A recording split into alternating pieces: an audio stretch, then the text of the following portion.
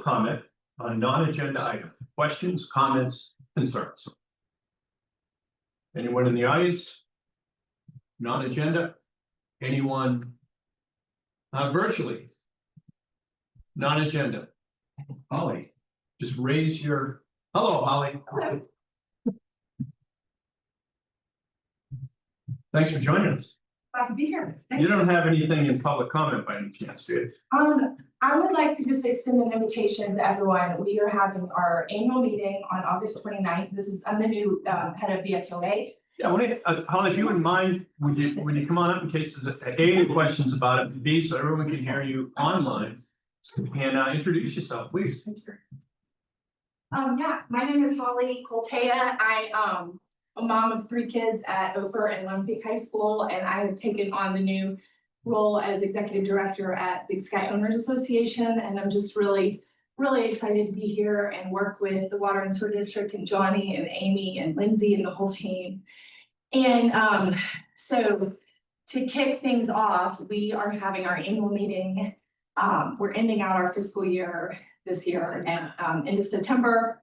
And we have our annual meeting on August 29th at the Wilson from 4:30 to 6. And we are going to have like our BSOA meeting at the beginning, and then we'll adjourn about halfway through, about 5:15. And we're going to have a host of speakers, everyone from Brendan Beatty, who was at the Wilson last night for the property tax deep dive. He'll be returning. We're going to have Jerad, we'll have the resorts, and then we're going to have a speaker called from Yukon to Yellowstone, or from Yukon to Yellowstone, talking about wildlife preservation into the wildlife corridor. It's one of the last corridors in existence that's from Canada to Yellowstone Park. And anyway, long story, we are going to have this meeting from 4:30 to 6. I don't believe that the public has been invited in the past, but I would love to extend that invitation to the public now. It'll be a great way for our community to come together. And yeah, there's cocktails and appetizers and a reception afterwards. And so we would love for anyone to join. Just know at the beginning, there's going to be member minutes, a kind of member business for the first half hour, 45 minutes. And that's it. Yeah. Great program. That's a great idea. Yeah, Get everybody in the same place, same time. exactly. Understanding. Great. Yeah. And Johnny, you and Holly working together on some of the community outreach that we talked about, or what's the name of the, I'm not going to go with the acronym, but our program for communication. The communication plan. Thought we had Community. Yeah, that's. And it'd be great Yeah, to work together on that. This is really exciting. yeah. Appreciate you coming by. Totally. I plan to be at all of these board meetings. So really excited to partner with you guys. Our neighbors. Yeah. Yeah. Thank you, Holly. Okay, anyone else online? Raise your hand, whatever. Then we'll get right into we'll call the regular meeting to order. And go around the horn on conflict of interest declarations. We'll start with you, Peter, please. None. Okay, Sal. None. None. Very good. Mr. Past. Nothing. Okay, and nothing. We'll jump right into the consent agenda. As always, anything you'd like to talk about? On the consent There were agenda? really no surprises for July. Other than we were very conservative on our estimate of revenues. We'll see how that turned out in September, but there is one other item on the agenda Yeah, so, that I worked on. yeah, that's one of those, that'll be on the agenda coming up here. But we also have a list of 29 individuals that are overdue more than 120 days that we would like your permission to submit to the tax rolls. We've done a good job. We sent out 60 certified letters, so we've gotten quite a few payments since then. And we would just like your guys' permission to do that. Is that listed as an action item then under business action items, or do you want to try to do this? No, just have it on record that the Got it. board was made aware of that the past dues were turned over to the county Great. effective September 1st, 2025. let's make sure that the motion includes that in there, just so it's clear that that's included in your consent agenda since it's part of that. Yeah. Okay. All right, so we have the consent agenda. Anything else, Terry? You seem to be the guy. Also a reminder, cell phones off, please. Just so mine starts to light up. Then I will entertain a motion. Can I pick up a question? Yeah. Go ahead. So you mentioned we estimate conservatively, so just so we're all aware, when we look at July revenues, we're really talking about estimates, Yes, not booked, because we don't bill Right. quarter. correct. So there's the potential that may increase. And then did we have 3 pay periods in July? Is that why our labor costs are substantially No. more? Only 2. Okay, Um, our labor is a lot higher than. no, there were 3 entries though, now that I think about Okay. it, that we might have actually pushed one over into July, so yeah, there were 3 entries. And that probably is why health insurance is up, because you have 2 months of health insurance. Absolutely. Yeah. That's what I assumed, you wanted me to ask. Yeah. Well, but hardly any activity. Yeah. You ran it and it was Really. And we had little overtime, we've been managing our overtime really well, and we didn't have anything strange happen labor wise, just so you know, so yes, there were 3 pay periods, yeah. But that was my question on payroll, we were off, considerably over a third, if I remember right. Terry, so you mentioned decreased revenue, yet you have increased plant flows. Ideas on. It's an estimated revenue, so the revenues, You're just, yeah, so. but you're talking bills that will be going out. Yeah, so since we only bill quarterly. Yeah. You're looking at, you're kind of ballparking what that. Yeah. As we were looking at next month. In hindsight, maybe we True. were a little too conservative, but it is what it is, and we'll find out in September. Because traditionally, we allocate our budget equally over the 12 months. Right, And since a summer month has irrigation, we expect yeah, it to be a little higher. there's always, we had good surprises in September, so it's always one of our better quarters. The plant flows were up and the water, the wells was up, production was up, so. I feel like it's gonna shake out and be good. Yes. And I remember that 3 payroll being such an impact on the budget in the past, we do something different this year. Yes, So I'm they doing pay something bi-weekly different, now, Yeah. instead of by month. yeah. Makes sense. And when it hits in the first month of the year, you really notice it. Yeah. Definitely. If it's does. been December, we probably would be such a small overall, Yeah. we wouldn't pick it up as much. Yeah, fair enough. Okay, anything else on that? I was gonna say the financial side. Operating report. Operating report. And the reason I was gonna bring it up a little later when the guys in the room, we have everybody here. Yeah. Ponds, I don't think I've ever seen the ponds that low. In August, which is a great thing, congrats. How's everybody feeling? It's gotta be a pretty positive summer, I know the weather has a lot to do with it, but any anomalies?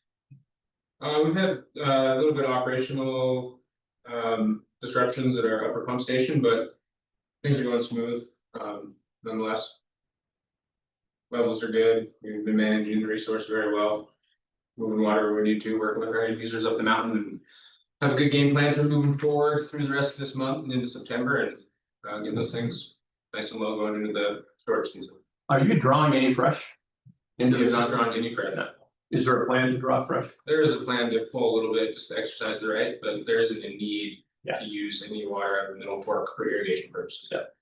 And will that be just something that's part of the program every year to use a little bit there as we've done in the past? Just to show that in our spreadsheet, we have a little bit of water coming off that right. But as far as, all the reclaimed water we have in the open ponds. They have to in the resource well. Have to think, given the Holly, since you're here for it, the pond project should help with that riser and things that were done last year or last 2 years. Should help with some of that filtering for Matt and Sammy and the crew. Yeah. So. What else in the operating report? We've been cleaning out pond 2, so they've been moving quite a bit of solids, so. I know you guys have mentioned the influent at the plant a couple times. It's a little skewed because of that project, so they're pumping their filtrate off the presses over to the plant, so the loading to the plant's a little bit different. What is that, 2,000,000? I can't really see that number down there. Yes. 2 million. 233.7. And how much you've processed over there, is that just your stuff that's not counting the ponds? That's just sludge sent to dewatering. That's our biosolids component. So yeah, 2 million since January. So, no, they've been doing pretty good, yeah, water production. Has virtually doubled this summer. Vic, you wanna talk that out a little bit? I'll try summer. It started early. Yeah, it's tough. Yeah, so that's just, yeah, a lot of water usage, people trying to keep their yards green is most of it. And then, Peter's been busy with his crew. You've replaced 3 fire hydrants. 6 fire hydrants were replaced and about 240 feet of water main realignment on Sioux Road was completed as well. Wow, it's a busy. Couple of these fire hydrants, they've been there since probably they were put in, and the guys had fun. Digging out big Yeah, that's boulders to get them out, but here's one of them that got replaced, so. So yeah, no, crews have been busy. Right now we've got True Pipe out doing some cleaning. They're actually cleaning up on Chief Joseph. Not yet. Not Right yet. now, they're waiting for their easement camera machine so they can do the easement machine and camera that at the same time. But they've got most of Upper Cascade done. So the line I'm mentioning, Chief Joseph, it's an older line, we can't access it, so they have this specialized. Machine, that's a slope machine basically to come sit in on the slope. This is a low grade line that has quite a bit of sediment in it, so. Our goal is hopefully that this machine will work. We can get that line cleaned out and we can maintain it with this type of machine, which would give us time to basically get this into the project list. To come in and replace this line and regrade it, so it's not as flat and doesn't trap that sediment, but yeah, it's in probably one of the worst locations it could possibly be in that we can't get to maintain it with more equipment that we would maintain. So. And they've been cleaning and videoing about 7,000 feet a day. And they had a little truck problem last week, but they're back at it this week. They think they'll be here about 3 to 4 weeks to get their 50,000 feet cameraed and not cleaned. And so what they're doing is they're starting at the very, very top and bringing everything down. At the end of the 5 years, it should be completely done, videoed and cleaned. We haven't had a video, a whole collection system video done in. Ever. It's been done, but not recently. Yeah. It's great that you guys have this maintenance or proactive approach, I'll say at this point. Usually some of these things pop up when you have a failure, but it's great to be ahead of it, so. Oh yeah, and we've been working at the lower yard. One-time permits. All right, anything else that you want to point out, Kevin? No, I think that's about it. That's all the highlights. Cover the financials, cover the operating minutes, anything else? I did have a question for Adam on love looking at the nitrogen graph, and we had, and not something that should be alarming, but we had a tick above 4 for I think the first time that I remember since the plant really opened, and then it obviously dropped back down and leveled out. Was that something that happens that tells you that that's happening, or? The press tape they're sending back to the plant off of the pond dewatering project is pretty potent. Okay. So it took a little bit of time to kind of figure out our process down there. That's the result of that. But even with that, we're able to treat it to Still a level Class A. that's under Class A, same. It's pretty cool. Thanks. Okay. Anything else? We'll entertain a motion, the consent agenda. Make a motion to approve the consent agenda. Second. Okay, did you want to include that language regarding pursuing payment on the? Yes, and then approval to pursue the 29 delinquent accounts through the county tax roll. Just to know, we'll put that under consent agenda as an action item. So you okay with that as a second? Yes. Great. Additional discussion? Okay.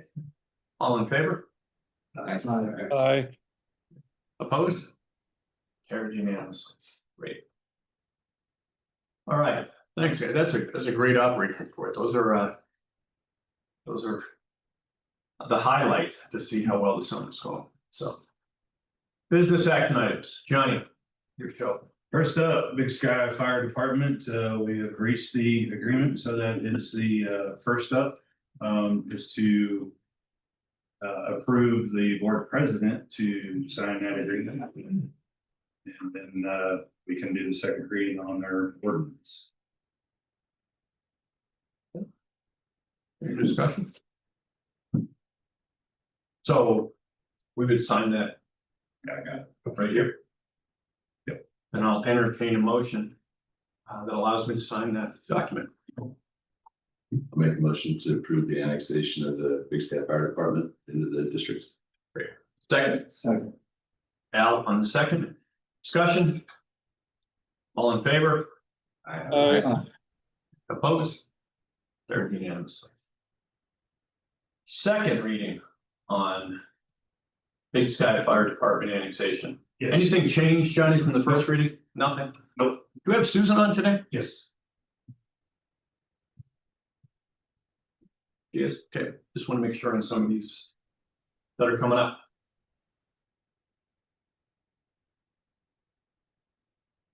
Who's Johnny then? Make sure. Get a cup of coffee. If there are no changes, then I'll even jump ahead of Johnny and say, if there are no changes, we approved it the first time. How about a motion on the second reading since there haven't been? Motion to approve the second reading. Second. Mike second. Discussion, Procedurally, if there were changes, we would. you'd have to go back to number one reading. But since Just wanted to the, confirm. unless we changed our mind in the fire department and we want to basically move from Big Sky for denying them. I wouldn't want to be there. All in favor options. Aye. Dick, Aye. just a formality. Motion carries unanimously. We have the second reading set there, John. Coal Smoke Annexation Agreement signature by the executive director. So this is for Johnny. This one is for me. I'm happy to sign this one. We've been working on it for a year. I didn't catch that my name was on it, so I figured you could sign one and I could sign. Just sharing it? Okay. Just sharing? I'm in. I'm okay. Authorization to sign the agreement for coal smoke annexation. Obviously, haven't been any changes since we approved in the past. Nope. Any updates? Dick? I had one question on the cold smoke agreement. There was something in the earlier versions about it, water tank. Yep, I see it's not in there, if I'm correct. it's in there. It's under the infrastructure in the exhibit. Okay. I don't have that in front of me right now, but Yep. okay. Okay. So they are building a water tank, is that it? That is correct. Okay, thank you. All right. I've got a question as well, Brian. I must have missed this on our first reading, but in section J, we talk about an escrow account being held. Can someone explain what that is and what? So through the WIC SIC agreement, we held 2 escrow accounts. Through the Spanish Peaks annexation agreement, we eliminated that escrow account. And they opted to utilize the WIC SIC escrow account to pay for half of the WIC SIC fees associated with the SFE center being assigned to this with the second escrow account, therefore eliminating that escrow account. So we are no longer collecting fees and stuff for those escrow accounts from the WIC SIC. So without this agreement, we would have been obligated to pay that back. Yes, we would So still. maybe, so we've been showing that as a liability number. It was creative, by the way. That was a good program. Get you off the books. One step forward on that from the past and cleans it up. It's good for you, I assume. You've always had that on the radar, so. Well done, whoever came up with it. Mike Dukenhoy. Good. Clayton, please pass that on. Let's just be honest, it's Terry's retirement present. Okay, and as long as it's okay with you, Susan, I'll entertain a motion. Motion. I'll make a motion to sign the coal smoke annexation agreement. Okay, second. Second. Okay, second, Mike Wilsinski. Discussion? All in favor? Aye. Aye. Okay, opposed? Carried unanimous. Okay. Now we go right into the second read for coal smoking annexation. This is amazing to have this much going in one meeting to be able to get these out of the way, get them off the table. All right, second read. Any changes? No, otherwise it'll be the first read again. Okay. Discussion? I'll entertain a motion. I'll make the motion to approve the second reading of the coal smoke annexation agreement. A second. Second. Okay, second by Peter. Any questions, discussion?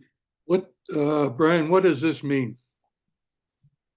Well, this is a requirement for annexation, the second reading, and just as a reminder, if there had been any changes from the first reading, we'd have to go back to the first reading and start over. So this is just procedurally the next step in finalizing. But it isn't finalized yet. What's the next step? No, this is it. Once this is approved in 30 days, once this is recorded, that annexation is complete. Okay. And I'm gonna state the obvious, but the fact that we're being presented with this tells me that the district is satisfied with all the discussions that have taken place. And we have in the agreement what we need to have to approve this. Yep. And we've reviewed that. That's why I continue to ask any changes, just so that if we had. But we approved this first reading. Couple months ago. Yeah, so there have been a lot of discussions. I would suspect that included maybe changing some of the terms of this agreement, but they weren't changed. Well, what we had presented was accepted and we met 2 weeks ago. Couple weeks ago, 2 weeks ago, yeah, and finalized the agreement, so. We couldn't do the second read without the finalization of the agreement, So pretty much all the redlining you had given to us that said this will be the agreement.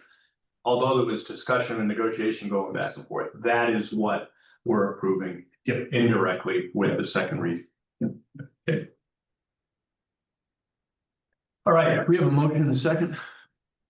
Okay, all in favor? Brian, Yes. I'm gonna pass on this. Okay. As I stated before, I think it's the right program. It's in the wrong place. Okay. I'm still upset that the big players here are not putting employee housing on their properties. Instead are putting it all crammed into the narrow entrance corridor. Dick, we have you on record. I just want to make sure that you're voting no and not abstaining. I'm abstaining. You're abstaining. Yes. Just want to be clear on that. Okay, so I'm gonna go around the horn then just to make sure we get our vote straight. So I'll entertain a motion. We have Dick abstaining. All in favor? Aye. Okay. And I'm gonna vote yes. And then it will carry with one vote abstaining. Okay. Thanks for clarifying that, Dick. Thank you. Yep. All right. Search and rescue lease renewal signature. Yeah, this one took a little bit because of the land trade deal, so we had to get the boundaries readjusted and stuff, which caused the SAR land to change. So that has all done, and this actually finalizes all that. So we this is a renewal, not an extension. So we've renewed it for 10 years. Because this still had the old one still had a few years, but this now has a new property boundary for SARS. It was a good deal for them too. It's good catch, Al. You had that in the mix during the title board. These are all great cleanup items today, things that were just kind Started of. off as a surprise, then it became a catch. It was a pretty good surprise to begin with, but it was beneficial for search and rescue at the end of the day. Although we say it's not an extension, it's new one, but it is an extension of what they had currently, so. So we're gonna have to get a plaque up there for Al on that site for mistakes. Okay, I need authorization for the board president to sign the lease agreement. questions, other questions? Other than the boundary changes, is there any other changes to the agreement? Okay. I'll entertain a motion. Motion to approve the search and rescue lease agreement. I'll second. Okay. Discussion clarification that allows me to sign it, correct? Yes. Got it. Okay, Can I just, it's a tiny issue, but I noticed it and I think I need to address it. Every page is page 9, Yeah, we. so in the we signed fixed it. version, okay. It's written Thank you, correctly, then I'm happy. yeah. let's get. Yeah, he's on it. Okay. So we have a motion, we have a second, right? Okay. Any other? Any things that are like all page 8 or something in there? I gotta look at these board patches more closely. Okay. All in favor? Aye. Opposed? Carried unanimously. Again, great cleanup. And then the last one, back in April, we approved the estimated mill levies, and now we have the final mill levies, which the estimated was 5.07. Actuals are 3.99, so we need authorization for the board president to sign the actual mill levy that came in. Any comments on that? No. It's just it. Yeah. Well, you The can Madison address the County change. tax, yeah, the Madison County tax base came in significantly higher, that's why it dropped. So significantly. Interesting. Okay. Other questions, discussion? I'll entertain a motion for item F, adopt actual mill levy 2025 3.99. Motion. I make a motion. We approve the mill levy of 3.99. Second. Second is Peter. Discussion? All in favor? Aye. Opposed? Carried unanimously. Jump right into committee reports. Brian, before we jump in, can I just ask you guys one question related to that topic? Am I correct in my understanding when I read through, I think some of the annexation agreements? Once properties are annexed, they become subject to this as well. Correct. So in theory, that will continue, since it increases the taxable value in our district, that will continue to reduce those mill levies. For the. But there's only 2 more years. Yeah. Yeah, I was gonna say. Yeah, for the water. 1 year. There's only 2 years left. It's a good one, and because that was a big topic yesterday, the revenue opportunities out there, as we talked about some of the projects going on with BSRAD. And again, that's a revenue source that we should identify in annexations. Chris, I'm gonna ask you to step up if you would, please.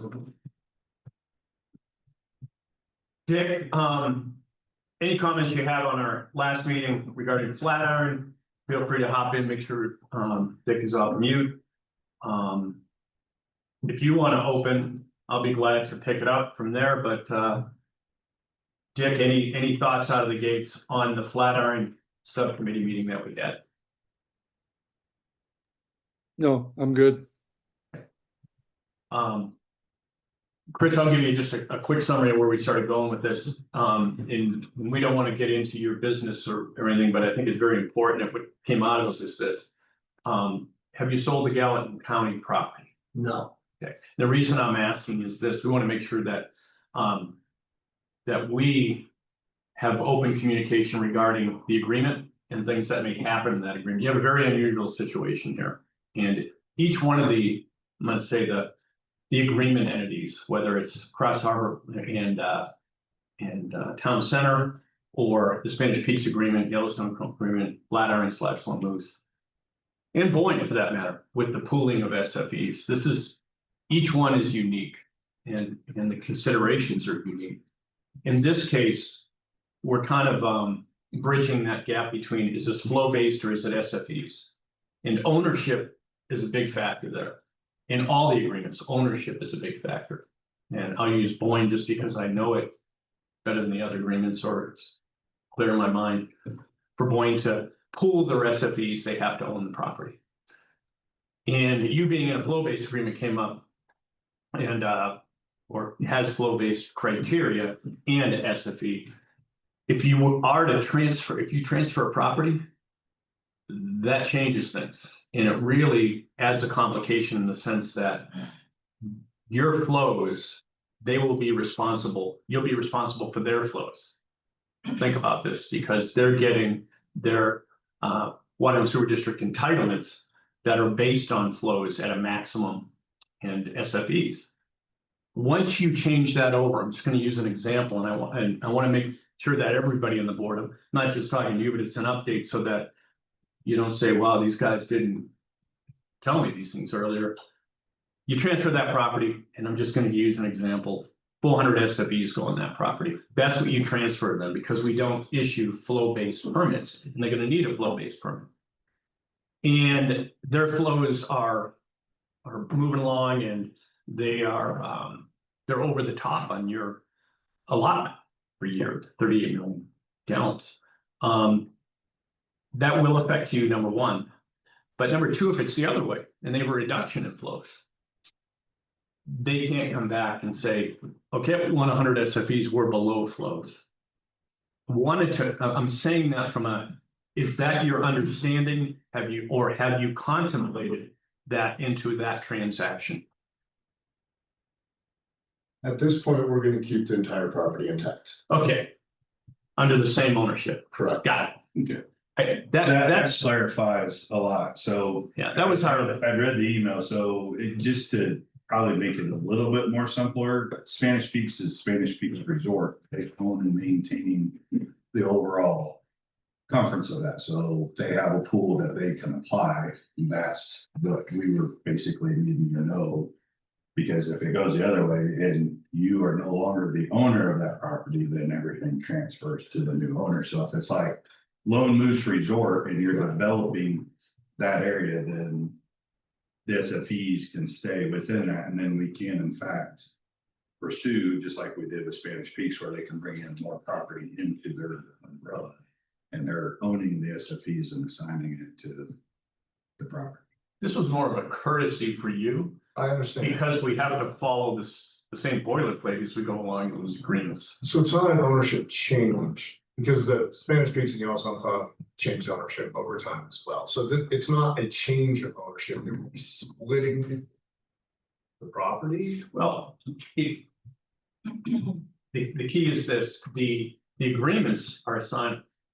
I mean, that's just as you just said. Because we like it says Dolan / this, but you can't basically bifurcate those agreements individually.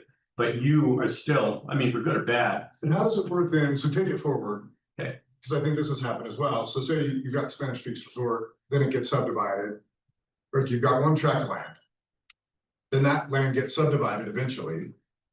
There would be different ownerships of different subdivisions. How does it, well, I'm just trying to press forward to the future. Spanish Peaks, so they bought the property in Spanish Peaks. Spanish Peaks assigns that property SFEs. Yeah, so we can still assign, so. You bet. Okay. You just I can't just come wanted to back. make sure I wasn't understanding that there's not.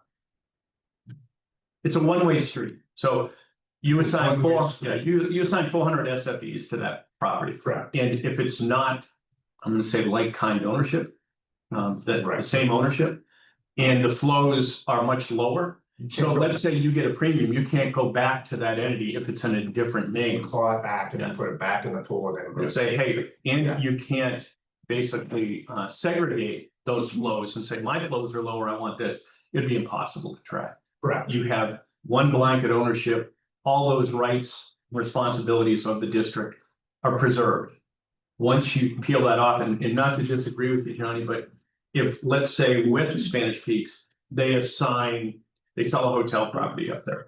And they sell that hotel property, different entity than Spanish Peaks, and that hotel property comes in and says, hey, I want to add another wing on the hotel.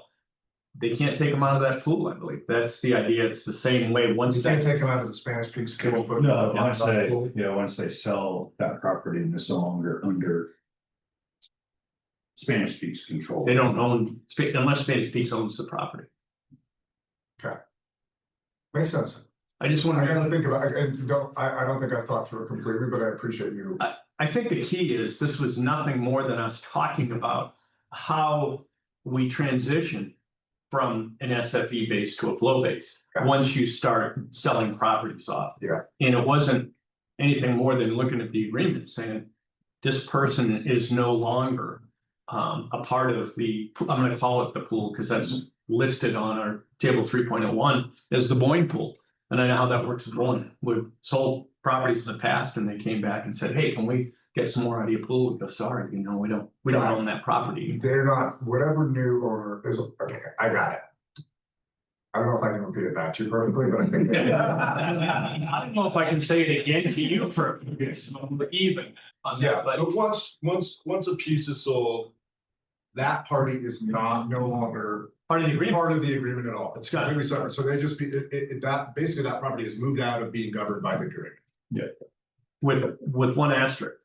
The flow will be part of your responsibility in the maximum capital. Yeah. Yeah. Only if it's a problem, then it's not a problem. I hate to keep saying it's a one-way street. You're on the hook. We get all the problems and we don't have a lot of flexibility to rejigger the deal in the future. You got it. And again, if they're running their irrigation systems 24/7 every day, and it's water flow or something on those lines, it just gets things. It's a little more complicated. Yeah, the water sewer governance needs to stay at the top. I just. Yeah. And we looked at it and said, hey, we're glad we didn't maybe close in this in April. I think it gives us, all of us at this table, more flexibility moving forward to tighten this down and understand our rights and responsibility, especially with this annexation. All these annexations are extremely complicated. And you've heard, this is probably a more active meeting than we've had on action items, because we just keep taking those small steps to make sure we're covered. You are still out there. The committee it was a long committee meeting of just saying, hey, what if? So that's my update. Okay. Jake, if you want to add anything to that, it was a bit of an eye opener, but. No, Brian, I think that was a good summary. Yeah, no, it's great clarification. Thank you. I think that around that was that you were selling that all and it's like, oh, well, you're not maintaining ownership of it, but if you're plotting it and subdividing it, it's different.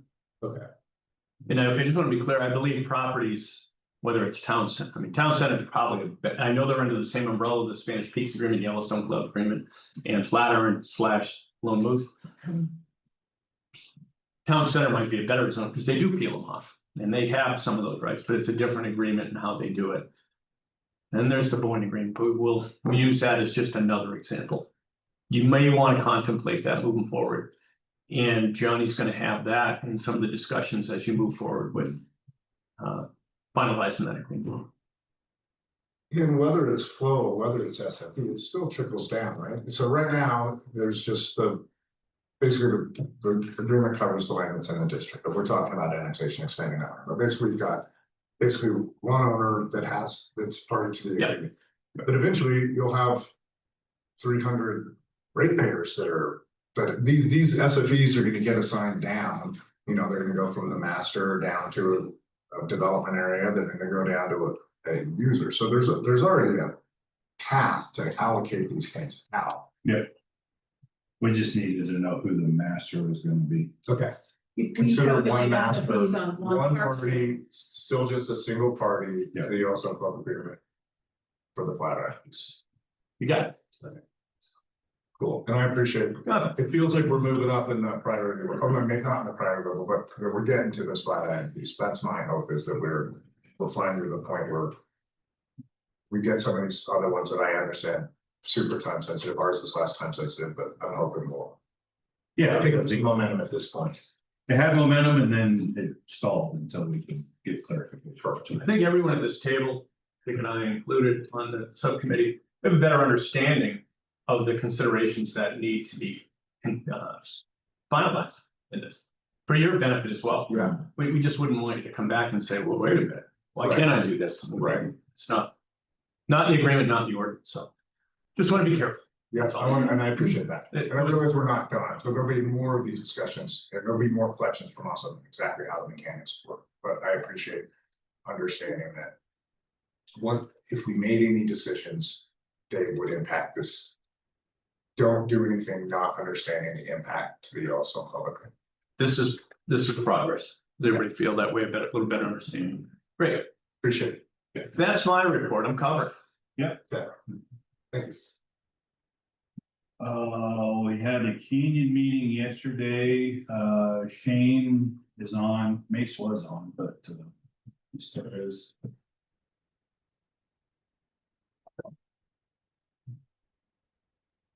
You want to let Jerad just give you want to give a summary on yesterday's meeting, Jerad, since you did the AI for all of us without permission?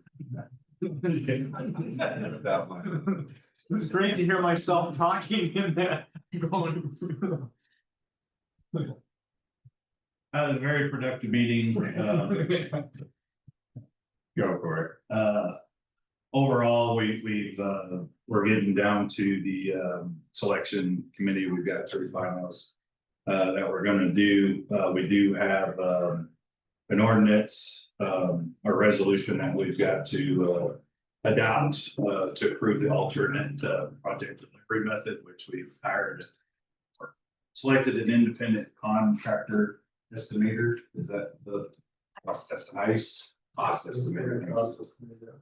which is going to help validate any of the contractors. So we're going to interview them, we're going to propose, and then we'll make a selection. But because we're running parallel with the Canyon District, they had to adopt this resolution, and therefore we need to also adopt the same resolution that we are on board with this method. So it's I can relate it to design bid build, which is you have everybody together and you're progressing the project at the same time. Typically 30 to 50% design, and then they finish it out so they can start procurement and start construction as design is still advancing ahead of them. So it gives you a shorter time frame and gives you better costing analysis and movement on the project, so you don't have a 4-year project or plan. So that's kind of that in the nutshell. Anything to add to that, Mr. Oh, sounds good. You can go ahead and check his email if you have questions. We'll distribute. All right. Policy and benefits, is that still out there? All right, taking it off. Budget and CIP. No, I left this on there because you had performance review. We didn't voluntold Mr. Biggerstaff, so we're seeing if he'll volunteer his own. Well, I thought we just put him on because that would keep him from missing a meeting again. Well, we wanted him to be present to be told that he got voluntold since he missed that meeting. So this is called a deterrent for you not to miss a meeting. All right. So everybody wrapped it up, so we're gonna put you on the performance and review committee. Thanks for the election. Brian, any questions? All right. Brian, can we go back, if we're done with that, can we go back to Canyon for a second? Sure. Because we talked about the progress of the selection and moving forward, but we've had conversations about paying for this thing and the resort tax, and I think we're gonna have that under. Yeah, we have. Is Mace calling that? okay, as long as we're covering that. Yeah. I kind of glanced up and didn't see it, that's why I interrupted, but if Oh, no, he's far more qualified than. it's gonna come back up, then we're okay. Yeah, no, that was just the committee. Sorry, I kind of jumped to it again. We have the now business with the resolutions. Okay. We have Brian here too. Like I said, there'll be a lot to cover, by the way, too. And I'm assuming, Ryan, we're gonna have that PowerPoint that we had yesterday up there on the screen. You with the candy one? Yes. Anything? I can tell you, it was very helpful. Well, let's see what Mace has to say. No, I was just thinking that cash flow that we covered at BizRad. I think it's important everybody understands that email this morning. Why don't we get it all under one umbrella right now? Because did everyone get that email this morning that I received from Mason? Yeah. Okay. Good. All right. Thanks, Al. We'll make sure that we cover it in extensive detail because it's important. All right. Now we'll switch. Projects update. Do you wanna do the canyon first and just knock that out? All right, so what are you doing here? Shane? Next item, projects update, 82S. Do we want to skip over that and go? Yeah, to we're Canyon? gonna do the commitments. And then we're gonna have Mace kind of as your tag team? Yep. Okay. Shane's on in this place. Shane, can you hear us? I can, yeah, and it sounds like, yeah, so I jumped in, Mace had I think he's got a meeting specific to the TED funding process right now that he's on and asked me to jump on. It sounds like you guys are maybe wanting an update, the financial status of all that, which I am not in the weeds of. The only project update I really had was just in terms of the CM process and where we're at, that Johnny kind of alluded to, that we'll have, let's see, the proposals are due next Friday. Then we've got, and that's from Dick Anderson, Kiewit, and Syme. We've got interviews for all three, excuse me, scheduled for September the 11th. Then we'll make final recommendations and selections and hopefully have, so the ICE and the CM contracted by mid to end of September, have that wrapped up and then move as quickly as we can to get as close as we can to a 90% set towards the end of the year. That's all I had in terms of project updates. If you're wanting financial stuff, I sat in for a little bit of the joint committee meeting yesterday, and it sounds like there's a lot to do that's going to be highly dependent on getting a TED district across the finish line with the county that Ryan may be able to talk more to in his update. But is there something more than that, Johnny, you were expecting out of Mace? I don't have much on the financial side. We got Ryan here so he can speak to the financial stuff. Okay. Johnny, if you do one thing for me, the board did not get that email this morning. Okay. So could we just, I think it's gonna be help you track this. Can you just, or someone just send that out to the board? I guess I can do it real quick, right? They had it. You can open up, but I think we need to talk about this TED tip in a little more detail after the screen. Right, so I just sent it to the conference, John. The meeting yesterday, a lot of the focus was on making sure, I guess, as we progress the project, we've had the overall cost for the Canyon Sewer project approximately $50 million, right? Yesterday we started going back, taking a step back from that. Okay, as we think about how we're funding that, BizRad is going. We've always said BizRad's going to be a large funding partner. That the community has passed $12 million in funding through the first 1%, but that was before the project itself. And that was the original concept of the project before we had better costing. Okay, before it blossomed. Yeah, and that being said, again, maybe just to reiterate, with bringing on the CMGC and the ICE, we've been using the $50 million cost for the Canyon project for the last probably 2 or 3 years now. One of the real key important things that the contractor and the independent cost estimator will do is make sure that that cost is accurate to today's market conditions. Okay, and so over the next year, I would expect that $50 million for the Canyon Sewer District to change. It doesn't go up too much. One of the other benefits of having the CMGC on board is that at this stage is that they can help us do some value engineering. So as we're going through, we can make sure we are doing the right project in the way that's easiest for the contractor to construct, and so least costly for the contractor to construct at the same time. But The idea of funding from BSRAD for the Canyon project really, I think, goes to, there are a lot of total infrastructure projects throughout the community that can benefit from centralized sewering.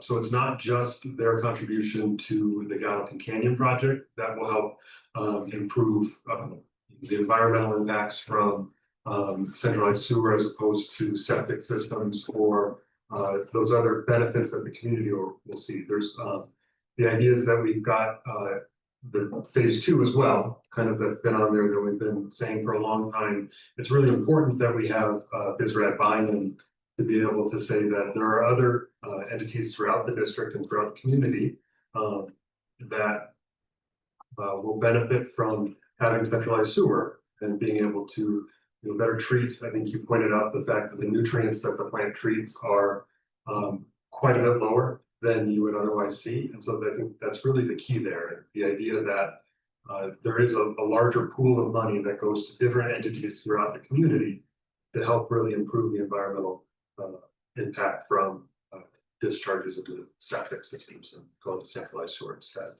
So we really focused on this yesterday. And I'll probably leave this here. I think this is the one you were talking about, Brian. Yeah. It's probably a little confusing if you're not me, because it came from me thinking through. And so I kind of stepped into it, right? How much is BSRAD from the projects that we have in front of us looking to fund? And right now we've identified approximately 50 million in needs for centralized sewering throughout the community, 20 of which going to the Canyon, and 10 of which going to, again, existing septic systems, right? How can we improve the environmental quality by bringing some of those existing people online in a way that's affordable for them to come online and connect, because these are expensive projects. And then from that also having a support for phase 2, because as I think a board, it's an expensive, it's an important decision to go ahead with phase 2. You have commitments to existing SFE holders.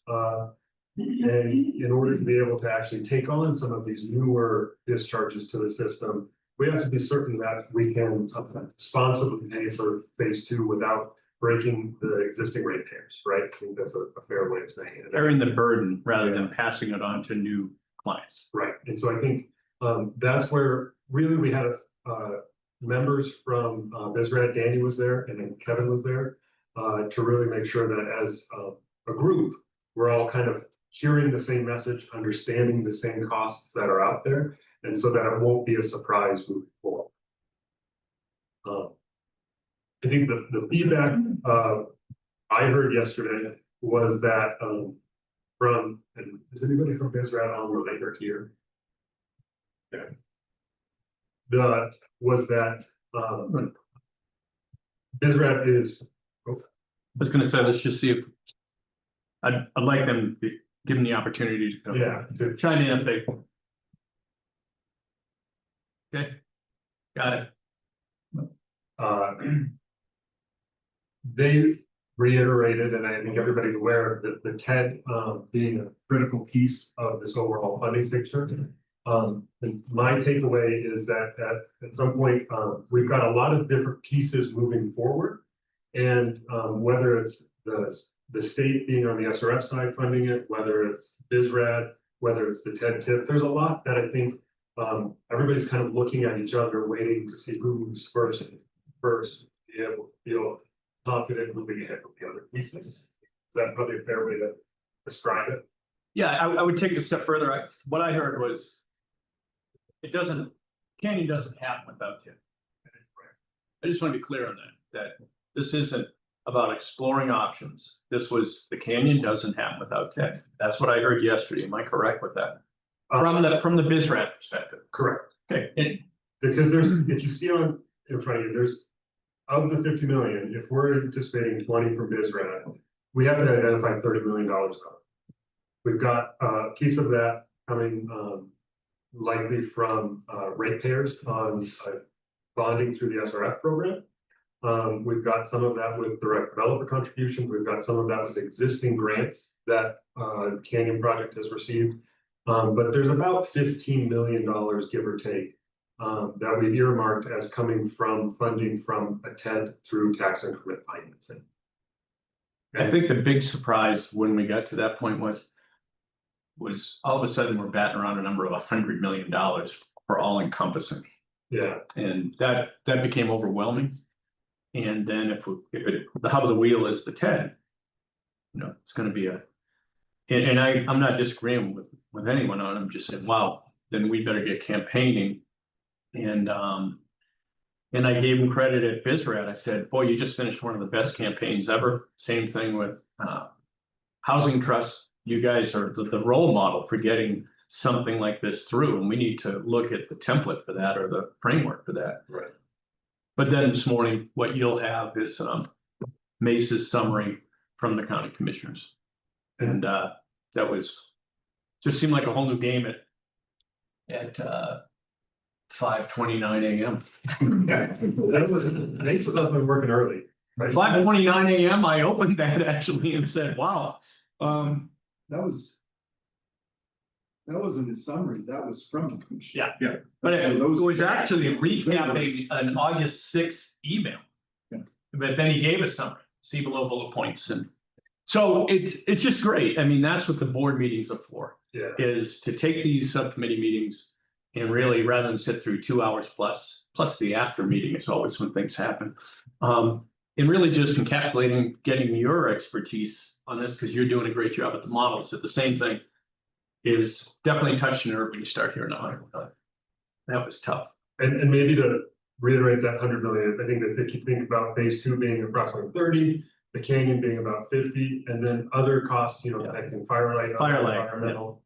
Yeah. And I think one thing to reiterate to the board and to the public as a whole, when we think about the TED, while it's through the state law, it's an economic development district, really as it's being, I think, envisioned to be utilized, it's really environmental protection, environmental development, where we're looking at for infrastructure development, it's helping the community fund the infrastructure that can help some of those existing homeowners there connect and afford to be able to discharge to centralized sewer.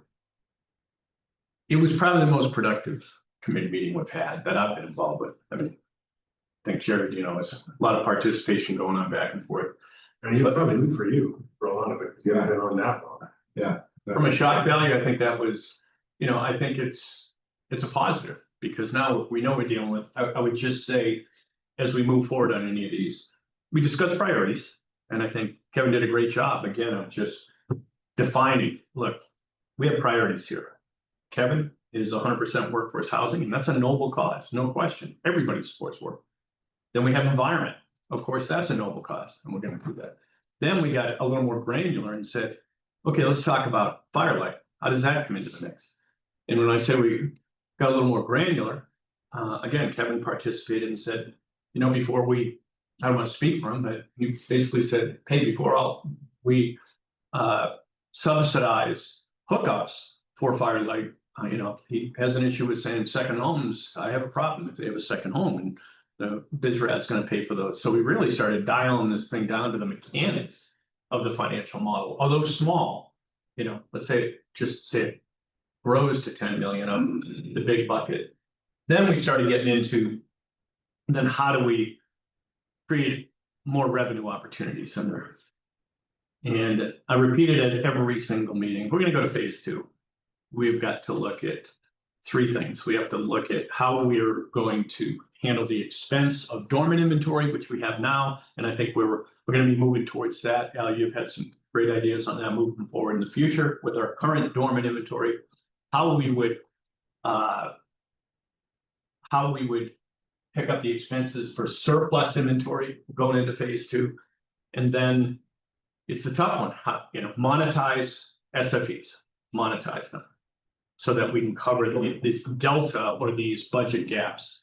And I think my suggestion was that we have a workshop that's 100% financial modeling, because we're down to financial modeling with these numbers. Otherwise, we're just going to stall. Yeah.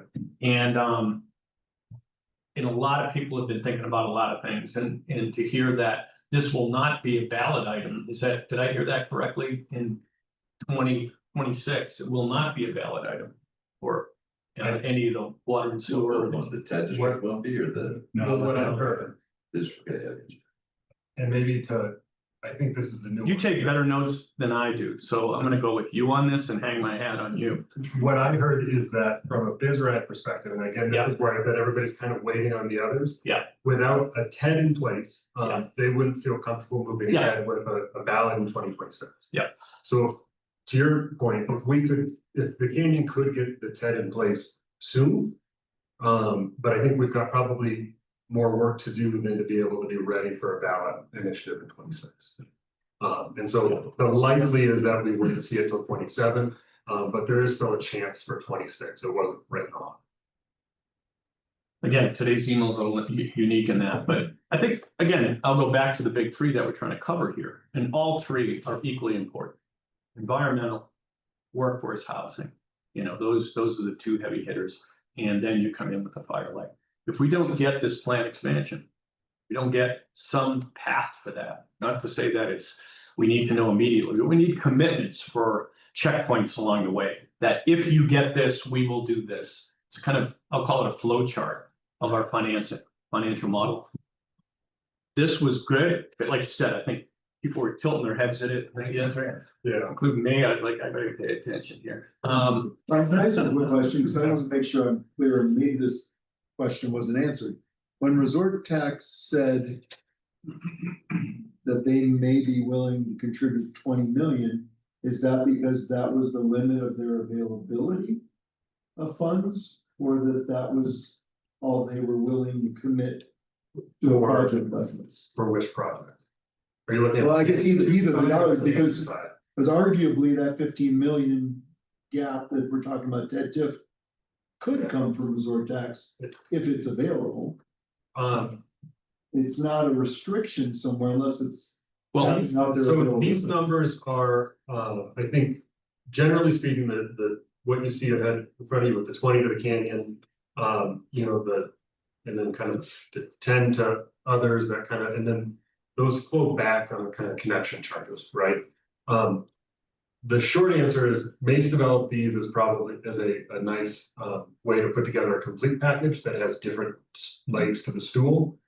And this is the numbers that kind of stood out at the time. I think I can't speak again for resort tax, but there are other demands upon resort tax throughout the community for infrastructure funding. And so there's and beyond infrastructure funding to all of the things they do to help the community. And so I think this trying to find a good balance between how much they invest in infrastructure versus this infrastructure project versus all infrastructure projects versus all projects throughout the community. Are those from their words or your words? That's what I'm wondering. Is this coming from them, that cap, or are we self-restricting? I heard a little, the only thing I'm gonna add to it, boy, it's tough not having Mace here, man. We'd love to just throw it all on his plate. Scott, I'm gonna take Scott. I wanna have Scott because he's same guy. So before you speak, I think we're missing, from the last 1%, we have 12. Right. But we're beyond the 12, which means we have to go back out. You have to vote on everything. That's what, but Scott, this is pretty important one. Grab a seat just so they can hear you clearly online. Let's put you in the hot seat here. I'll be right behind you, Scott. That is all of us. Yeah, let me just chime in real quick before Scott gets started. It's my understanding there is no cap from BizRad. That $20 million, and Scott, maybe you correct me if I'm wrong, but we've got the 12, right? But that 12 million came from a specific estimate for the Highway 64 portion of the project. Now that's grown to 20 to 25 or whatever that number is. And so that 12 has now bumped up to a $20 million ask. It's my understanding where that 20 is coming from. They're not capped, but getting them interested in paying. They've certainly not expressed a desire to pay for the whole 50, right? But that 20 million in general is for the Highway 64 portion, which was voted on. Yeah. I would say there's not a formal cap. Yeah. Right. It's self-imposed. And I realize it's not unlimited. I'm just trying to get who's pushing this. And then the next question is going to be going backward. Where did this all start? Who who got us started in this path, and I don't know that answer. Honestly, I'm sure it wasn't the district, because we wouldn't be coming up with a plan for something outside of the district. But we seem to be a pretty important. No, we knew. A year ago, when we got past the 12 million, when all this was out. I'm talking about when the canyon concept began. Right. That was, where did that? So, yeah, it's the Your local local promise 12, Yeah. this whole illustrate. But what entity came up with this idea? I mean, we've all been working on it a long time, but where's the canyon? Water and sewer district. What was the sustainable solutions? Yeah. Forum? It was in 2018. Yeah. I want to hear you, Scott, you're the guy that ties these things together so I can actually understand them. What I I would think- think the message to the BizRad will be is that if it's not Canyon and Firelight, it's something else that has no workforce housing, that has no environmental necessarily as much of a benefit. Right? We're not going to go away. We're going to come right back. If that dies, we have to come right back with either potable drinking water assistance, you know, that we need their help to do that, or fire suppression, firefighting, and or probably, and or snowmaking down here. Like, this doesn't all go away. We'll be right back in front of them with different names of different projects, but these projects have other benefits that they're interested in. Secondary benefits. And so I think everybody needs to stay on this ball and work together to try to make it happen. Like, it's not just go figure that out. Or you go away. We don't go, you all don't go away. Because you need the disposal, the reuse or disposal.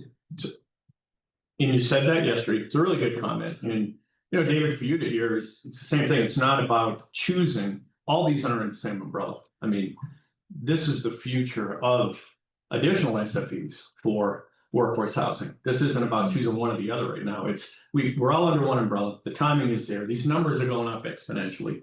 We have a plan. We just need a financial model to basically achieve this plan. And it's the top one that we're facing right now, because you have SFEs right now. You're moving forward. The top one I think we're facing, in my mind, it's right there, is Firelight, to work in lockstep with Firelight. It's the right thing. It is workforce housing. It is this. Kevin had some great comments on it. But we have to achieve some of these goals in the immediate future, or we're gonna have a problem. That's all. And they're moving. Someone from Firelight was on here. Or was Becky Brocky's on that call. She's still here.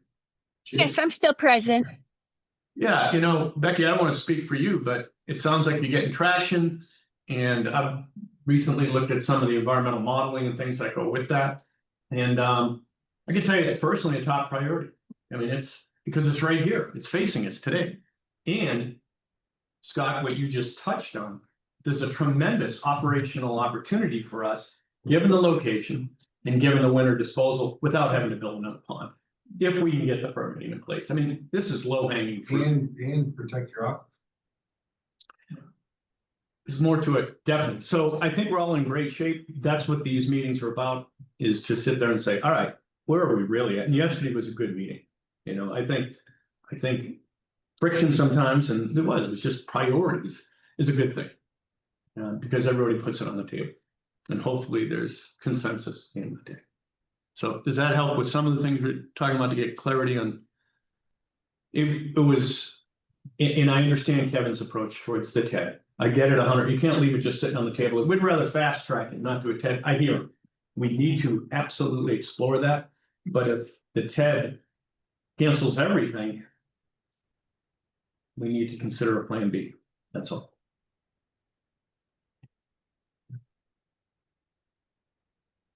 Yeah, I think you're hitting Brian, where I was. Go ahead, Becky. Pardon me, I was just going to ask, I'm not sure when the timing is appropriate, but Firelight would love a seat at those meetings just so we can be on the same page as you and receiving the information that you're considering with the TED and TIF firsthand. Okay. Sure. Johnny gave you a nod. Thank you. You're welcome.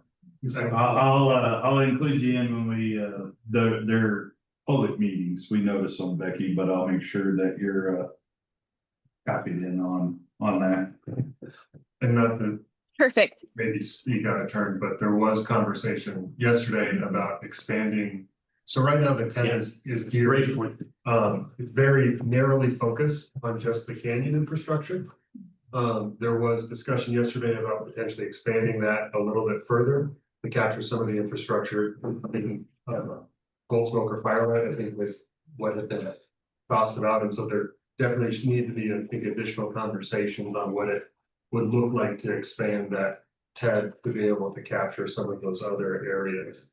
That might be community priorities. And I think Mace is leading that. And maybe, as Brian went back to reiterate the answer to your question, the canyon, it sounds like Sewering the Canyon came from the community-wide sustainability forum in 2018. And so it's not necessarily, it's something that the community as a whole in Big Sky recognized as an important part to enhancing sustainability throughout and improving the environmental benefit too. So I wasn't there for it, but. Hey, but Guy, you were there for the Sustainable Water Solutions Group, and I was a formal stakeholder, that's right. And you were very vocal with those, Guy, and that's good, because when I say that was a top priority, Yes, that was a top priority, that top priority. and eliminating a discharge into the gallon. That was, you know, to get the consensus thresholds that we established at the beginning of that, it was pretty amazing at the end of it. I agree. I think there was, 75% of us agreed with that Venn diagram on the key outcomes. And I think I'd add, Brian, to your comment, which was, we all agreed that first and foremost will do no harm, right? And that's why we're here today, is that we're trying to fix both the sins of the father, which is to say we have existing development, we need to figure out meaningful science-based solutions that are going to reduce the existing load of nutrients that we know are harmful. But we also agreed that as we're building out those technological capacities, we need to build as much flexibility so that this community can meet its other needs. And I think Scott put it best, these are all tied together. You cannot separate them out. And the best approach is what Mace is trying to put together. And I think Scott's providing a lot of the back end here, which is you got to figure out a way to have the funding sources to do it so that you have the maximum flexibility. And that comes down to treatment, high level treatment that reduces the ecological risk, reduces your legal and other liabilities.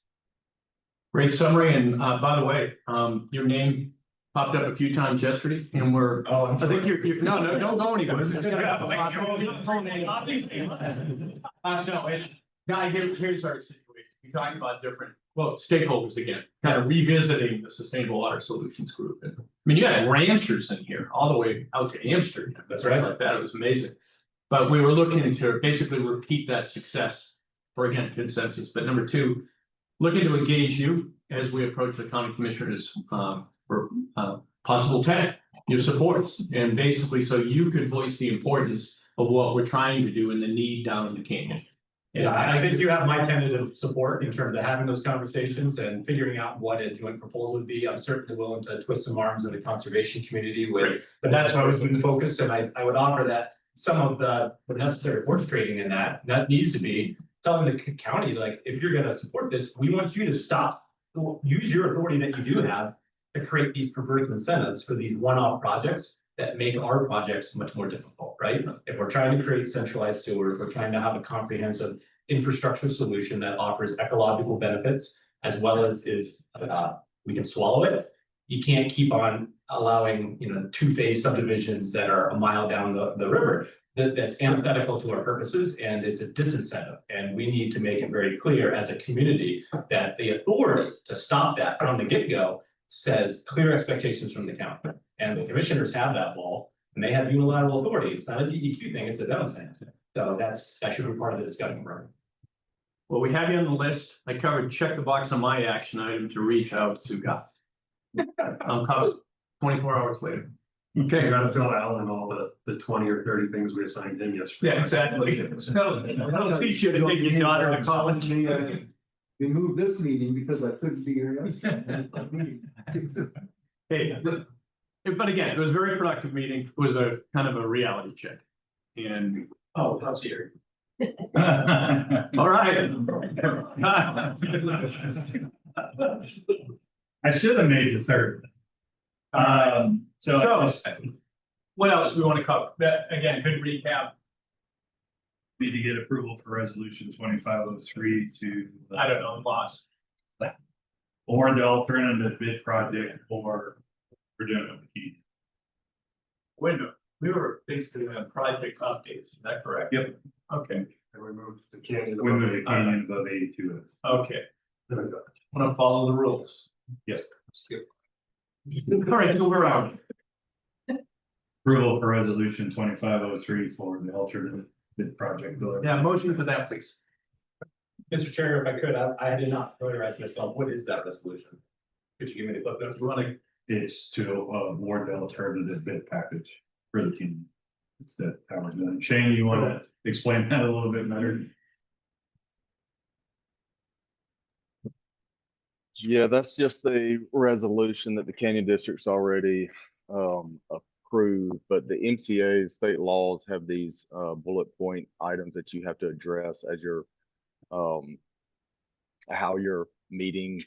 If you read through it, it's how you're meeting these different requirements in the MCA, and it's just answering each one of those to formalize that as part of your board and for how you're meeting those conditions, essentially. So this is not a discrete decision about the pipeline. This is more about saying you're formalizing what was already the interlocal agreement and going a step beyond, or? No, this is how we are handling. Formalizing acceptance of the collaborative effort. project delivery models. So maybe to Not reiterate, bid, not design, bid, build, like GCC, Right. Nobody's signing anything for construction, so only decide eventually sign up a contractor to help with pre-construction services. No contract for construction. So it's a meeting of the mind between the two districts? No. it's maybe, If you want to give them a copy, you can read them. the resolution is to approve bringing on the CMGC, which is the construction manager, general contractor. Which is this package? Yes. For the canyon, Yes. which basically is throughout the design phase is going to allow for better cost estimating and better value engineering to be able to make sure that we have the right project at the right cost. Okay, and this is following up on your discussion. Yeah, And if it all goes well and we line up all the funding, we would then move into construction with that. But there's no obligation whatsoever. and it's not approving anything. Yeah, this isn't approving any contractor or anything like that. You have to meet. Pre-construction management, sir. Yes. Yeah, it's, we've had a couple of spikes in our budgeting in the past, so we're looking for pre-construction management services to give us a better idea on budgeting, cost estimating. Thanks somebody else to hang beside me. So we're pretty good at it. You're sitting over there quiet as a mouse. Okay, all right, so motion, To approve 2503. Make a list to approve 2503. Mike Wasinski, second, Peter. Discussion, covered that one pretty well. All in favor? Aye. Do we have Dick? Aye. Okay, thanks. Yes, motion carried unanimously. Thank you. All right, we have Susan here. Do you want to give Susan a little, I know there's a separate legal, but we have a legal update, Flatiron Annexation Agreement in progress, to cover that pretty well. Yeah, we have put the Flatiron on hold. Now we got better clarification, so we can move forward with that. She was also working on the draft of Boyne, and I met with her Monday morning. She had a question on that, so those are in draft or in working on those, so progressing with that as well. But you want to cover AE2S because we have our We're switching around now. WIC SIC discussion too. Sure. It's just that, it's just like that. So sit tight, because you're always in the middle. Just sit tight, he's trying to go to the bathroom and open up and get your coffee. Let me kick it off. So over this last year, we have done the CIP budget cycle. We've done the rates. We also have what was PIC SIC plant investment charge and system investment charge is now going to be sewer investment charge and water investment charge, so it's WIC SIC, and we are separating that from the rates. So we've had a lot of discussion over the last few months, how it ties into our funding, our rates, BSRAD, and all that stuff, which Ryan's gonna give his presentation to clarify.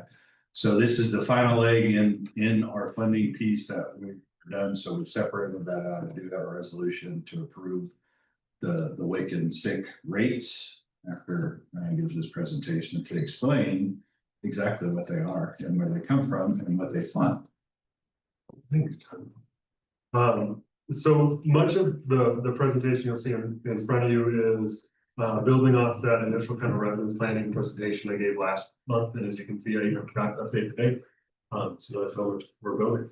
But again, reiterating, at this point, there's two main revenue streams for the district: rates and fees, which cover generally operating costs, potentially carrying costs for capital, but then also the investment and connection charges, which are really tied to the capital that the district owns or is planning to construct over the years. Okay.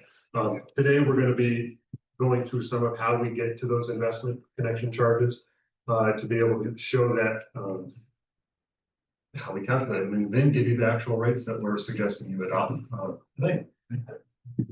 I'll skip over some of it just because most of it is just there for FYI, right? But again, as opposed to rates and fees, right? These connection charges are the one-time fees. There we go.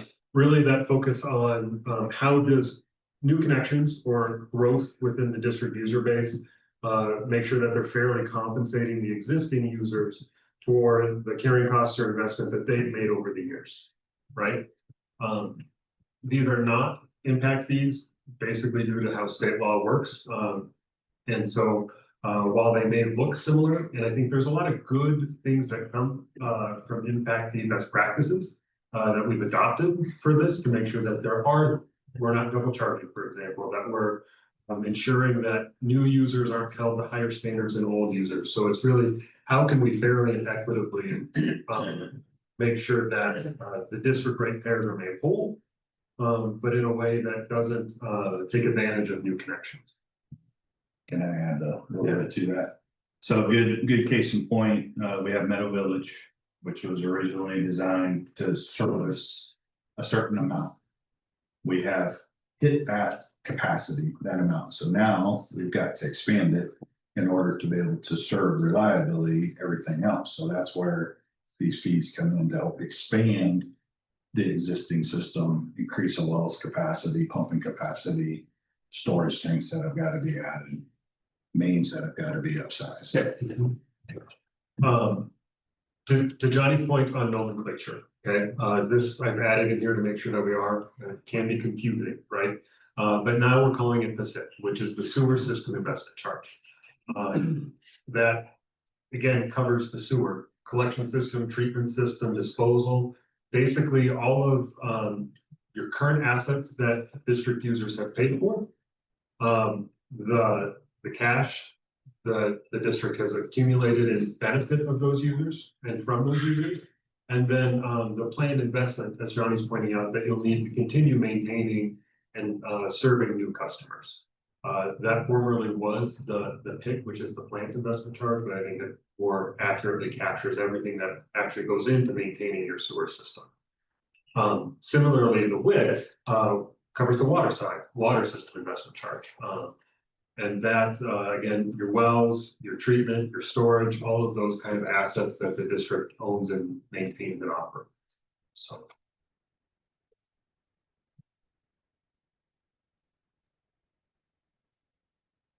There it goes.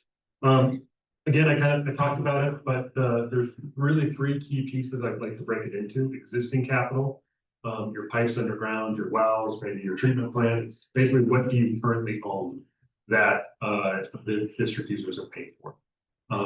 As part of the best practices, we do reduce it by contributed capital, which are things that outside users may have brought with them when they came and connected to the district, or especially in the case of the work, all of the revenue that we've received from the BSRAD is considered contributed capital. And so we don't charge new connections for what BSRAD has paid for and brought to the table from on this side of things. So I think that's really important, that that's part of, again, best practices for connection charges like this, that you're not double charging, and that's how we ensure that. I have the cash equity piece. That's what have people paid, basically. You know, the district has done a great job over the years looking to save for reinvestment, renewal, and that is an asset that current ratepayers have contributed, have brought to the table. And so we make sure that new ratepayers kind of buy into that as well, that they're paying, that they're not getting the benefit of it without having contributed in a similar proportion. So that's why we include kind of that cash piece. It is doesn't, I think your point earlier on the WIC escrow, like those are things that are held outside of the calculation, and so like we're looking at really just the cash that is between the renewal, the system renewal, and replacement depreciation fund that we've got built up over the year. And then planned capital is the third piece of that, where what do we have on our CIP as far as what we need to do to make sure that we have the capacity for new users. It doesn't include R&R. That's something that is traditionally seen as something that existing users have benefited from and need to kind of reinvest on their own without charging new users. That's part of the idea of holding them to the same level of service across the board. And so I really, what do you own? What are people paid? And then what do you need? That's kind of how I try to bucket that. We do at the same, keep looking.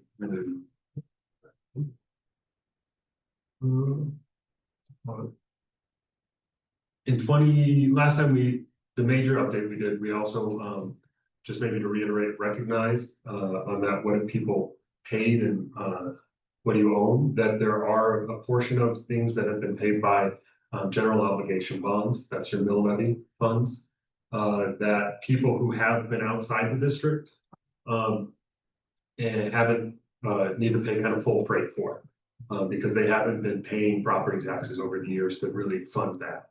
And so what we do is we look at, okay, there's basically a credit for those who have been paying property taxes to recognize that they have been contributing to the system over those years, whether they've been connected or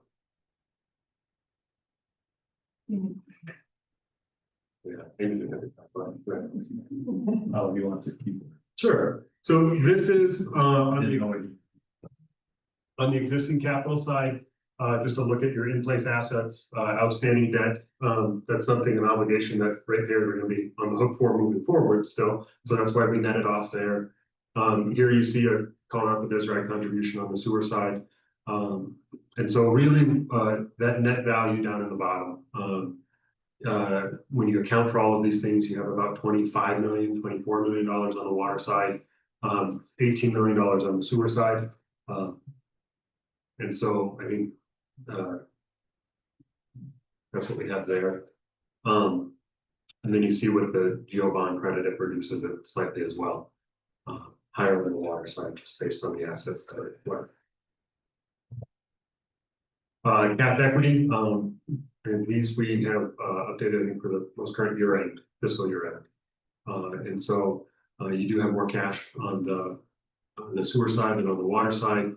But a lot of those are, about half of it comes from investment charges that have been collected over the years. And so again, you can't make that'd be a form of double charging if you charge new connections for things that were calculated to charge new connections. And so that's why we net those off here on the cash position. Water CIP, again, this is, I think will continue to evolve. We've put in a lot of work over the last year to really start actually refining and putting together a more formal CIP. And that's what you see here. These are just the projects that are applicable to growth related. We don't include, there's another 1.5 million or so non-applicable projects that are currently considered on the CIP that aren't included in the calculation itself. On the sewer side, we have, I think, a few more items. We've included the bin booster, some disposal reuse, just because those would be things that we needed to make sure we are serving new connections.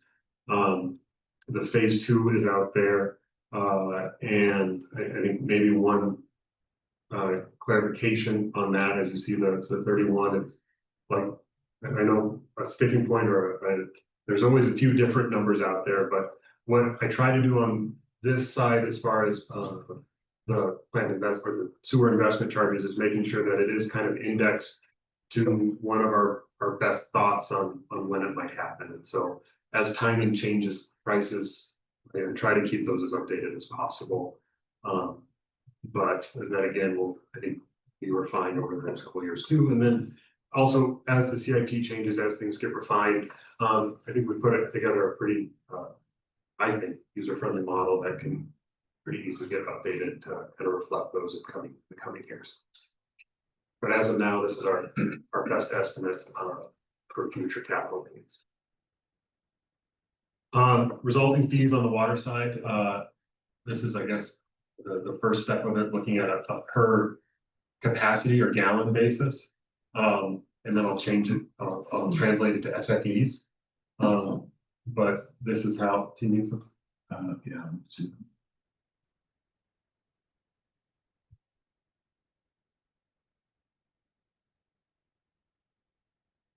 Also, Mr. Schreiner needs to be in there. No, make sure we're sharing the appropriate screen.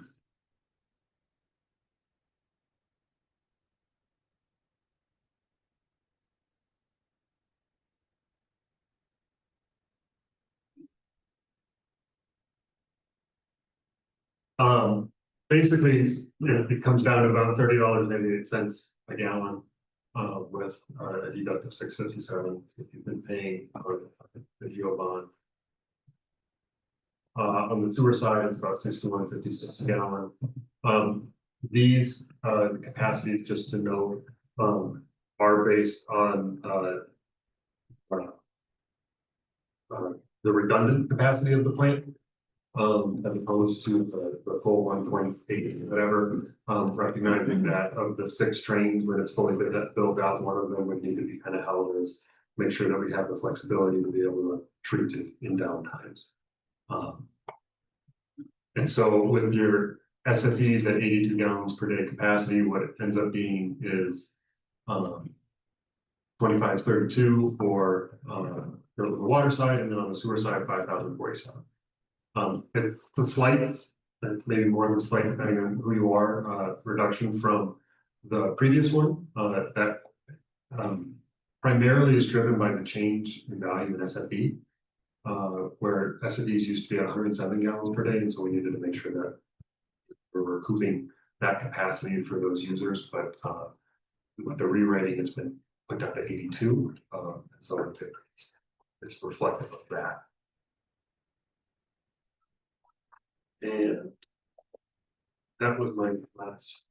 So this would be the values that I think are consistent with the resolution we had. So board has the spreadsheets or the PowerPoint from yesterday and this right now.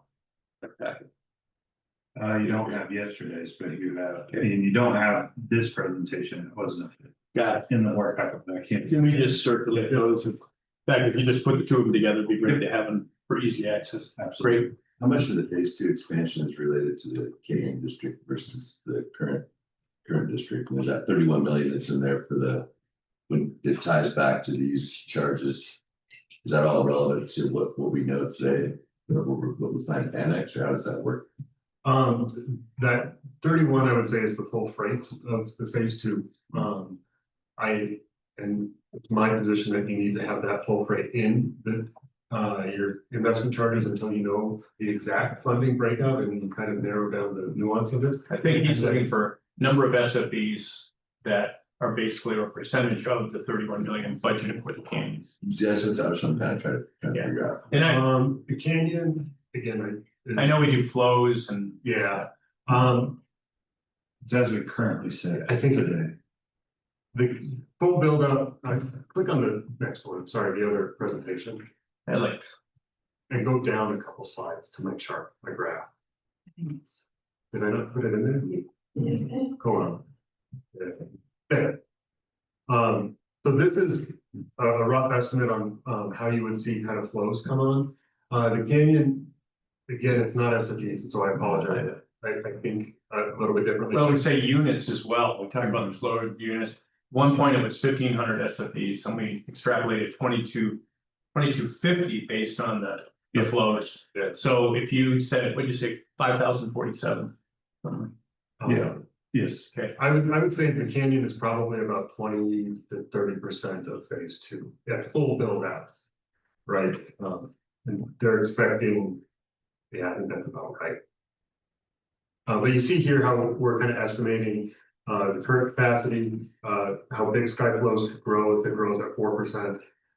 Bringing on the canyon, bringing up potentially Firelight, where that would put you as far as the actual capacity kind of the plant. Bringing on the phase two expansion. This is just one estimate that they say kind of thrown together at one point. So Canyon would pay us any fees at all. The canyon, we are now in that $50 million total budget is projected to have at least 7 to 8 of connection charges to compensate for the value that they would buy into to be able to treat that. 750 to 400 that we're charging our current people for current potential development in our district is relevant to their portion of the phase two. Yeah, and at this point, and things can change, it's always policy and board decision. The approach we're using to estimate that is based on buying in treatment capacity alone, because they're going to be bringing disposal capacity and because they don't use collection system. And so, you know, the infrastructure brings it to the plant. And so the value of the infrastructure from the point they connect and utilize as far as treatment and things like that. So it'll be different than, you know, your standard home that would be built in the district that utilizes more of the district's assets. But again, it would be directly proportional to the benefit that they're receiving from your assets. Makes sense. Brian, I've got a question for you. This doesn't necessarily, or correct me if I'm wrong, I'm gonna make the statement and you tell me if it's incorrect. The excess capacity that's generated by phase two, that we don't necessarily haven't identified the purpose, and we talk about potentially monetizing that additional capacity. Would that reduce then this charge? Because that would be another revenue source that would be used to offset infrastructure costs? I think it's too early to say, and I think a lot of it comes down to accounting and policy direction on how that actually looks. And so I guess there's a potential for it to help offset a lot of the infrastructure costs to the community. But until you start doing the financial modeling and kind of putting pieces in place and kind of nailing them down, that's probably too early to say what. We plugged in those numbers yesterday, post meeting. We got a side room and said, okay, hey, let's talk about this because we're gonna have to start dialing that number in because it's just growing so much and it's becoming a setback. Let's start talking about what that number could be and how it would offset. And we've got a pretty wide gap of value there at this point. That's all. There's a net present value that goes with it, and there's who would bring it to the table.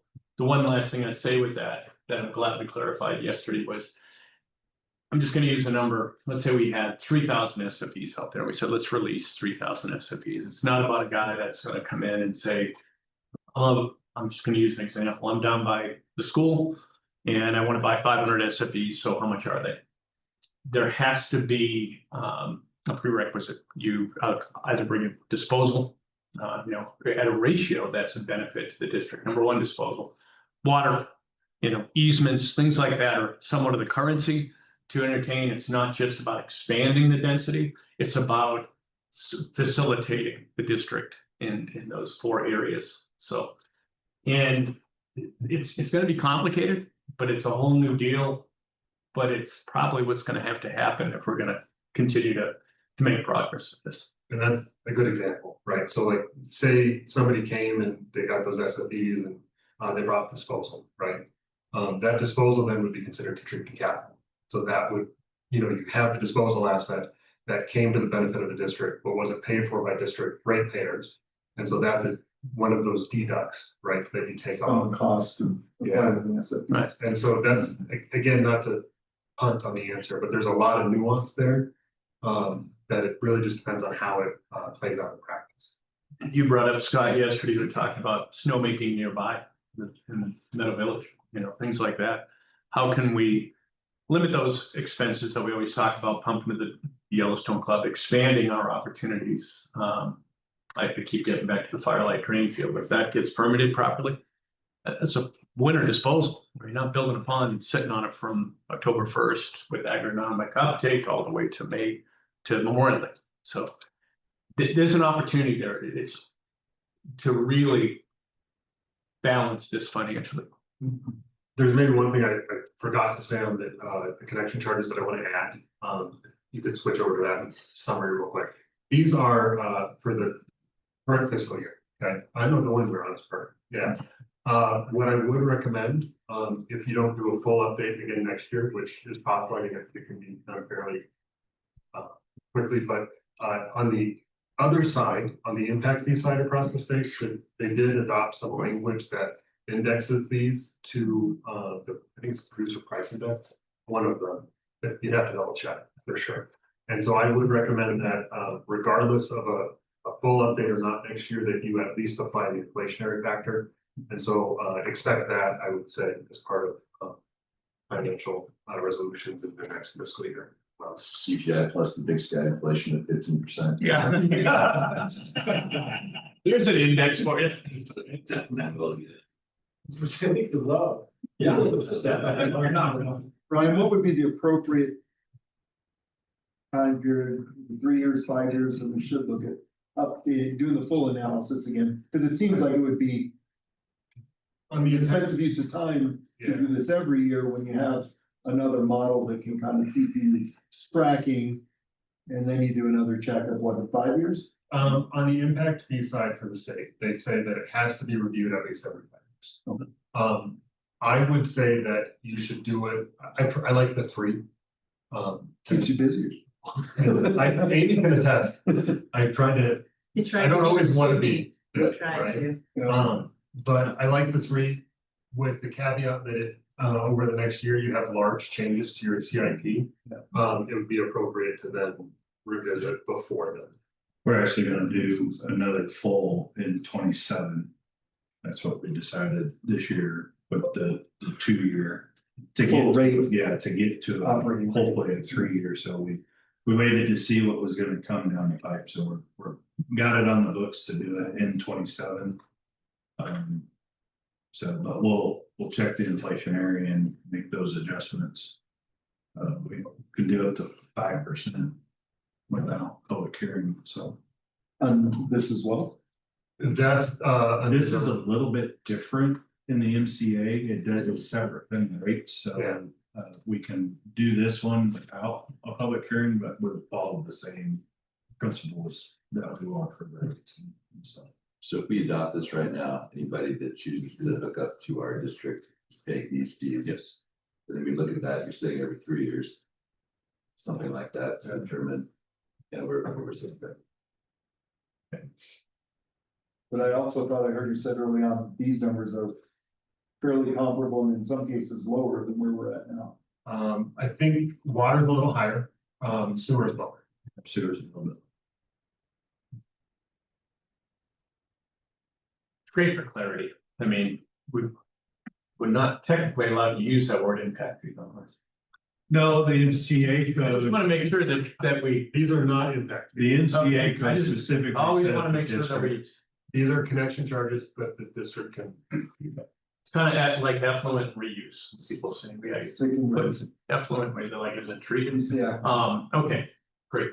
Mr. Chair, if I might, something that is relevant that I've seen in other districts throughout Montana that has changed since the legislative session is that the legislature has expanded the presumptive legal entitlement of development that happens within a certain proximity to existing centralized to have the legal entitlement to come in. This affects your rate structure in the sense of, and this also relates to the TED and your discussion with the county that you'd like to have, which is there are different entities that offer different entitlements to be able to develop their land, particularly when you're using subdivisions and new residential development. If you're trying to bake in what are our reasonable expectations to be able to pay for this, to the extent the county's not a willing partner in terms of understanding what you're trying to accomplish in this community, I could see there being an opportunity where developers continue to put in multi-phase preliminary plats outside, but nearby your boundary, and then they have a legal entitlement to come in. And then while you have the ability to do your rate structures as it is, you're still dealing with a whole penumbra of an open box. So people still trying to come in. So that's something that you should be aware of. And I'm sure Susan can update you on that. So you're saying there's a legal entitlement for an adjacent certain distance from the district? Correct, and it used to be 500 foot, it's been expanded, and now the burden has shifted to solely be essentially the cards are in the developer's hands, not your hands, to shut them in or out. Well, Let Susan speak to that. Yeah. I know what you're talking about, and that's not entirely accurate. If you have So, capacity, right, Total?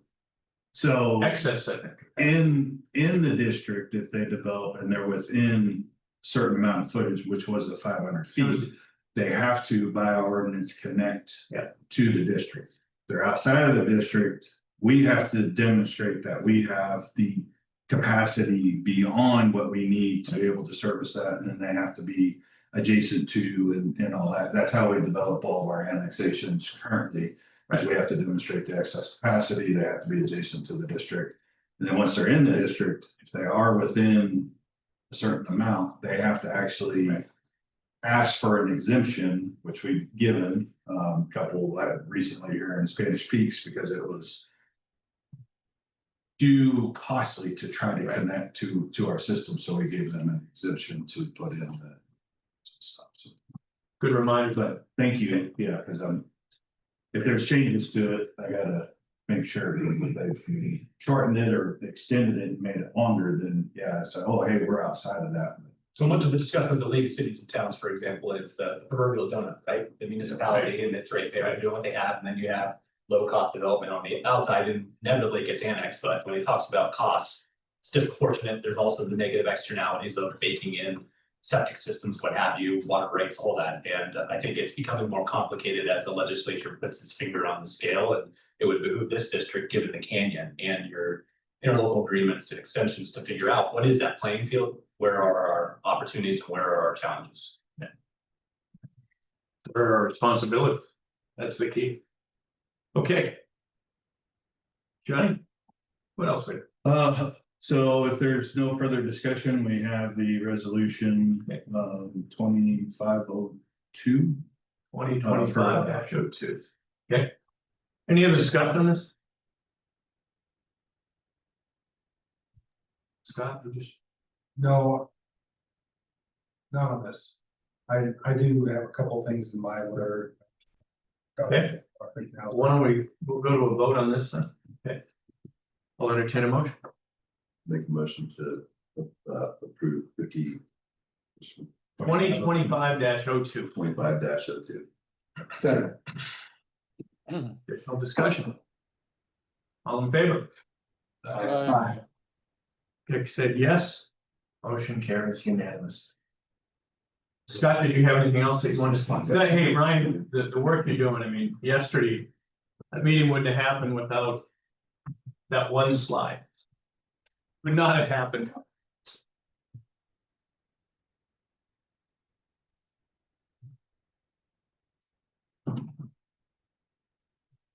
I'll be brief. The treatment plant, RCI believes they're done with punch listing. I'll get Zach Freeling's opinion on that, but I think he's pretty much there. And They completed the fence, all that was missing at years last year. Spare parts inventory that I'm working through with Jonas. It's kind of the last thing on the to-do list. Okay, he was texting me today saying they're dropping off all their spare parts obligations today. Yep. Okay. Yeah, we're talking, yeah. So It's as gonna be long on as, site, I think not, will not cross it off. all right. So as long as he does that, we believe they're done as well, and we'll move on. We probably should have a meeting. Close it. Close it out. Get signatures that gather. That's their obligation.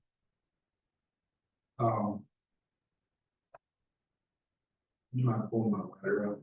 I could.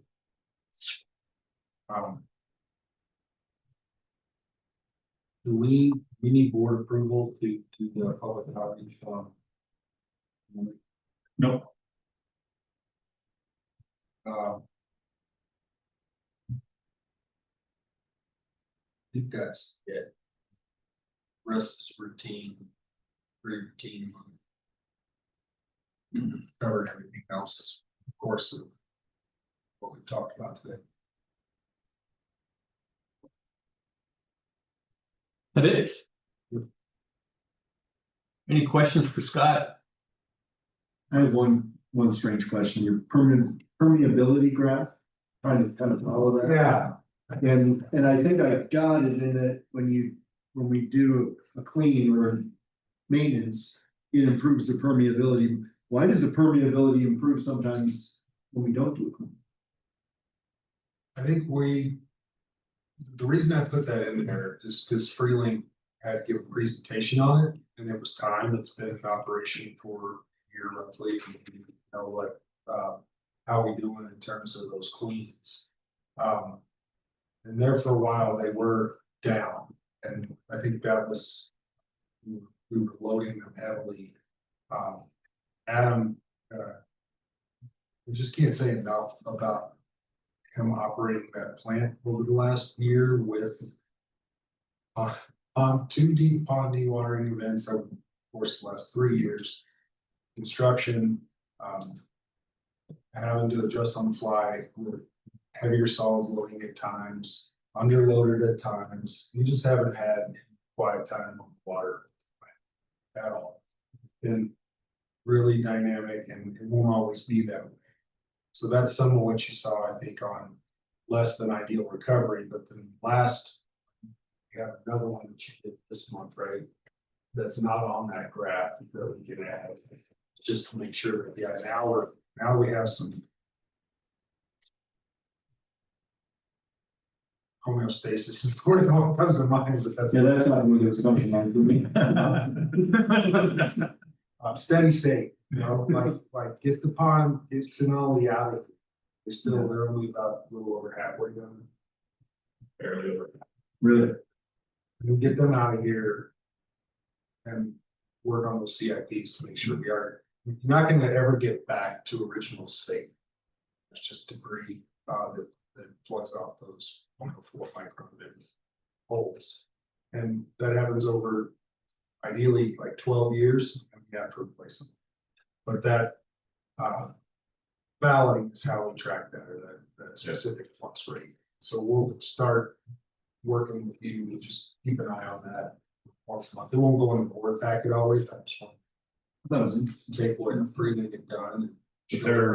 There are other things outside the clean that also helps with that. There's a back pulse, there's relax, there's air that shakes it all up. So that also helps clean it when he's doing maintenance cleans. That's where he's injecting chemicals, bleach and citric acid to help clean the filters, the membranes, which will take care of the inorganic and organic fouling to a point and stuff. But there's other things outside of the maintenance clean in the operation of the plant that helps.